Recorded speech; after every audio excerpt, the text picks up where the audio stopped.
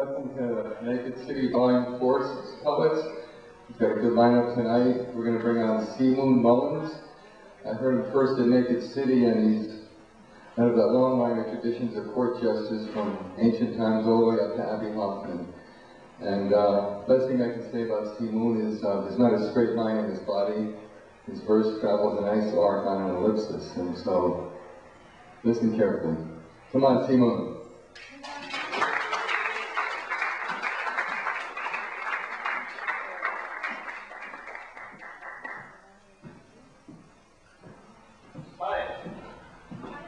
Moon Mullins, how you doing? I'm dressed like this because I'm a poet. You can tell now. I've been writing poetry for about 3 years, and it's kind of a weird thing for me. I never really read other poets, so I don't really know what to expect. I write a bunch of different kinds of poems, and I've kind of split this up into a bunch of different kinds. I'm going to start off with this couple of poems. How's that? This first poem is called Death by Example.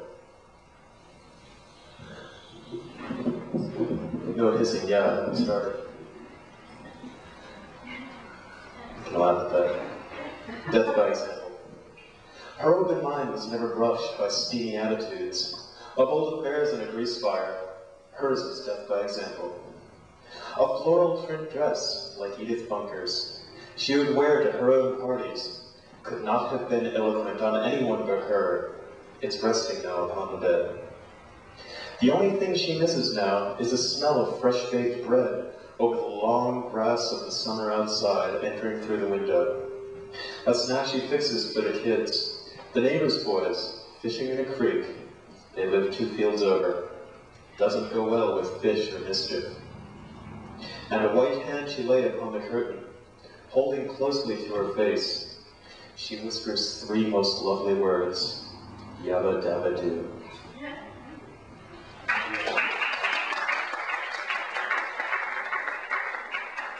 I'm going to split into the industrial poetry right now. I have this thing about industrial images, and since I can't do visual art, this is obvious. I write about it. This is a poem I call Machine.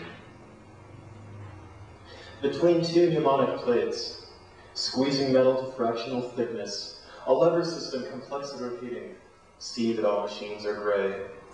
Conveyor bring the next victim to hydraulic press for imprint, then compressor pump to liquid fraction, smooth, all automatic.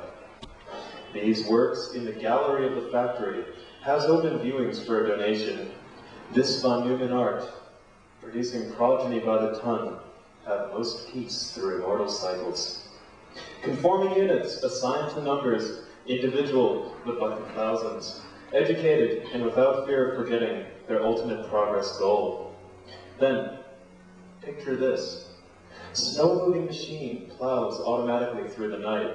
It finds the baby, lost and confused. Safety orange hero of the month. Smiling, coy.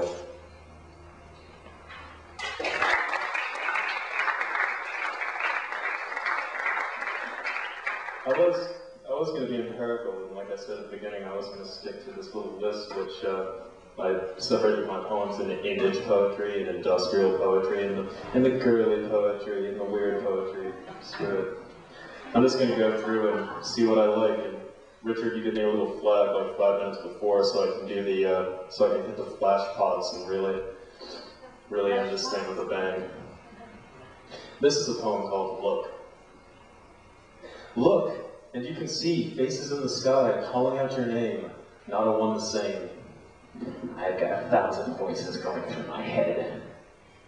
Look at me and feel the touch of glass upon delicate glass, smooth as ice, hollow color. Crystalline chandelier crashes down, explosive art, sound, and light refracted through fractured shards. Take your glasses off and look as hard as I, and see the patterns of light forming as cold deflects warm. Your face, so plain and beautiful, your face an invite to your soul. Touch my eye and look into a warehouse for spiked souls. A dime per dozen died. I buy them to sleep every night. The last stand against an enemy army, and little time to negotiate peace. Look and see your conscious fill with thoughts of distant past. We're lucky to be alive when we are, so look. I hope you're as happy as you say. Wish the same for me.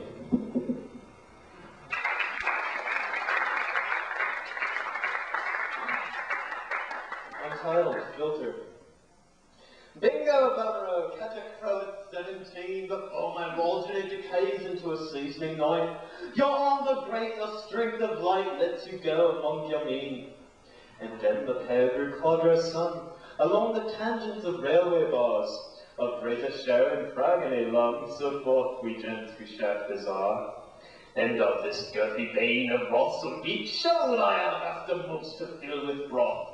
My team is hungry from long, blustery night, and care not to be without brothy wilderness. In back rooms, milady, your calm seems hyper. Like toys of the future are your games. Without reactive controls, the plutonation comes in only but a second.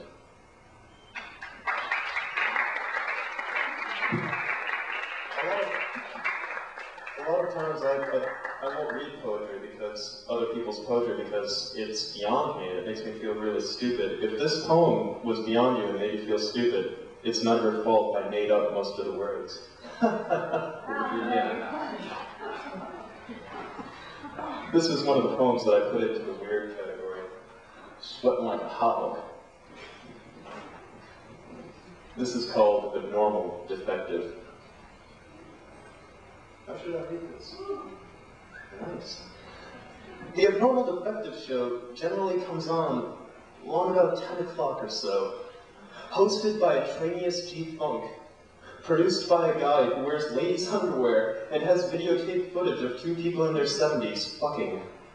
The Abnormal Defective show, cancelled by 2 and later 4 networks, and banned on entire continents. Now scientists get together and wonder if it's bad PR to have its signals broadcast to other worlds. It's estimated that more than 700 million tune in to the Abnormal Defective show, more than a few million eating corn from a tray, and they get abnormal defective as well. They dress absurdly and spend thousands on kitchenwares, and they can't tell a stick of wood from a slice of liver laying on the floor. And it's broadcast Tuesday and Saturday. The Abnormal Defective show often goes through hell on the air. A power glitch, a transmission interruption, gives the viewer an occasional flash of light, messes with his brain just a little bit, getting the viewer to really bite his nails, clench his teeth, rivet for the next 3 hours or so on really toning up to the philosophies of hundreds of abnormal defective thinkers sprouting out about talking to plants and loving your poodle, damned fucked up! Excuse me.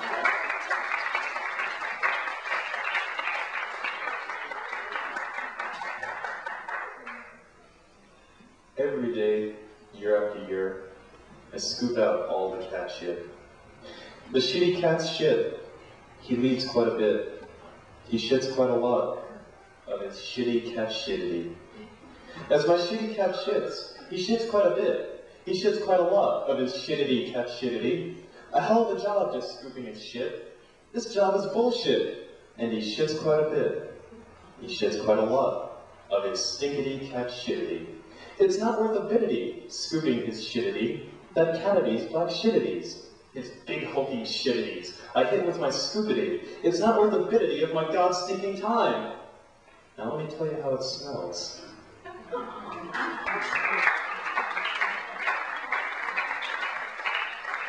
put that one to a funky, which is how I originally meant it to be. This is one of the industrial strength poems. Yeah, industrial strength. How about that? An interlude machinery is sun burns. An interlude of silence. The scoop is resting. A machine to dig its quite grave. Its astounding fury can be controlled only by a man. As the sun burns his back. The sun auto-extinguishing, he climbs to the cockpit of a lethal missile and drives himself home.